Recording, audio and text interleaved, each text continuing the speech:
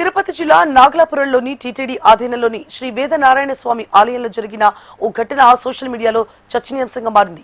తిరుపతి వేదనారాయణ స్వామి ఆలయం ప్రాంగణంలో అపచారం చోటు చేసుకుంది. దీనిపై భక్తులు ఆగ్రహం వ్యక్తం చేస్తున్నారు. సొరటపల్లి కొండేశ్వర స్వామి దేవాలయ బోర్డు సభ్యుడు టీడీపీ నేత నెల్సన్ మండేలా ఆయన పుట్టినరోజు వేడుకలను ఆలయ ప్రాంగణంలో అనుచరులతో కలిసి జరుపుకున్న వీడియోలు వైరల్ అవుతున్నాయి.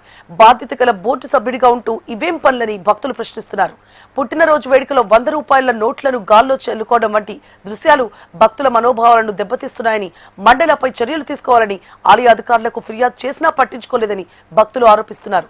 దీనిపై టీటీడీ విజిలెన్స్ అధికారులు సమగ్ర విచారణ జరిపి తగిన చర్యలు తీసుకోవాలని భక్తులు డిమాండ్ చేస్తున్నారు.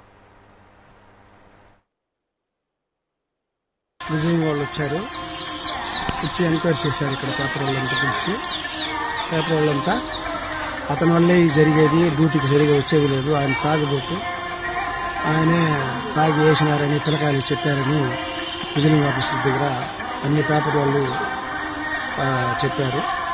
దాన్ని వినేసి వాళ్ళు ఇంకా మేము 2 సంవత్సరంగా అతని పైన చాలా కంప్లైంట్లు అన్ని పేపర్లు వేసాము. వేసి కూడా దానిపైన ఎంక్వైరీ అంటారు, కానీ అతని పైన ఏ ఇది ఎత్తుకోవాలా. ఒక 10-15 రోజుల ముందు కూడా విజిలింగ్ వాళ్ళు వచ్చారు. ఆయన 2 రోజులు డ్యూటీకి రాలేదని ఐడితో సగా ఎంక్వైరీ చేసి స్టేట్మెంట్తో సగా ఎత్తుకున్నారు. ఆయన పైన ఎలాంటి ఇది ఎత్తుకోలేదు.